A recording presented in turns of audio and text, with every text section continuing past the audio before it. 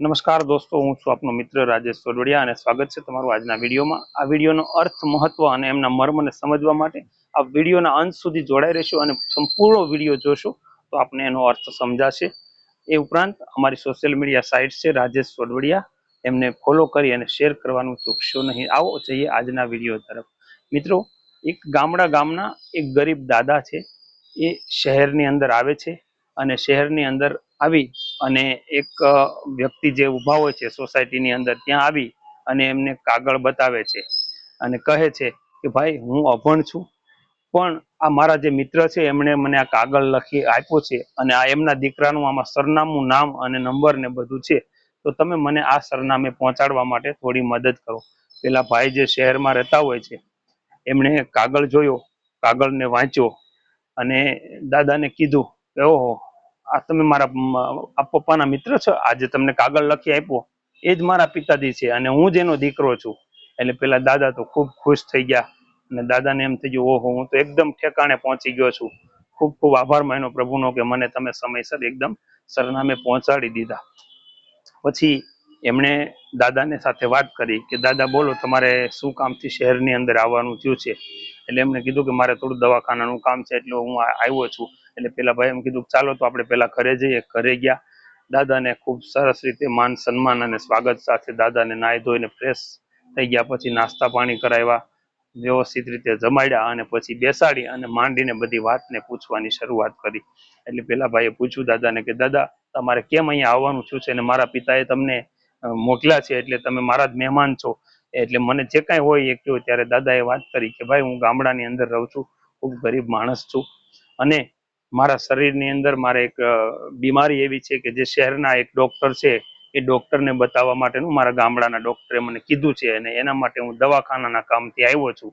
તો સારું થયું કે તમે સીધા જ મને સરનામાથી મળી ગયા, હવે મારે આ દવાખાનાનું કામ આજે કરવાનું છે। એટલે પેલા ભાઈએ કીધું કે દાદા, હવે તમે કોઈ ચિંતા કરતા નહીં, તમે મારા પપ્પાના મિત્ર છો એટલે તમારે ચિંતા કરવાની કોઈ જરૂર નથી, હું તમને બધી જ વ્યવસ્થા કરી દઈશ। ત્યારે પેલા દાદાએ કીધું કે સારું, તો ચાલો આપણે એ ડોક્ટરનું દવાખાનું છે એ દવાખાને કેમ જવાય એ રીતે મને તમે રસ્તામાં છોડી દો અથવા તો મને વાહન કઈ અહીંથી મળે એવી તમે વ્યવસ્થા કરી અને તું તારી નોકરી ઉપર નીકળી જા। એટલે પેલા કીધું કે ના, તમે આજે આવ્યા છો તો હું આજે રજા જ રાખી દઉં છું અને હું જ તમારી સાથે આવું છું। તમે અહીંયા શહેરની અંદર ક્યાંક અટવાશો અથવા તો કઈ તકલીફ પડશે તો અહીંયા તમારું કોઈ નથી એટલે તમને તકલીફ આવશે, એટલા માટે આજે હું રજા રાખીને તમારી સાથે આવું છું। એમ કરી અને બંને વ્યક્તિ છે એ ડોક્ટરની પાસે જાય છે, ડોક્ટરને ત્યાં એપોઇન્ટમેન્ટ લે છે અને ડોક્ટરને બધું બતાવે છે અને એમનું જે રિપોર્ટ આ છે તે છે એ બધું જ પેલા ભાઈ કરી આપે છે, દવા પણ લઈ આપે છે અને પછી બંને વ્યક્તિ પરત પાછા પોતાના ઘરે આવે છે।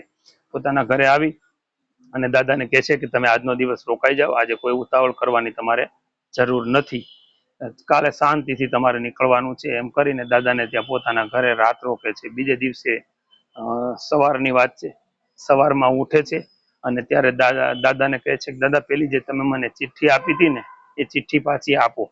એટલે એમણે જે પેલા એમના પિતાએ જે ચિઠ્ઠી લખેલી હતી ને એ ચિઠ્ઠીની અંદર વાંચી અને નામ કીધું અને કીધું કે આ જે નામના વ્યક્તિ છે ને એ મારી બાજુમાં મારા પડોશી છે અને મારા મિત્ર છે, હું એ વ્યક્તિ નથી, હું તો એકદમ અજાણ્યો વ્યક્તિ છું।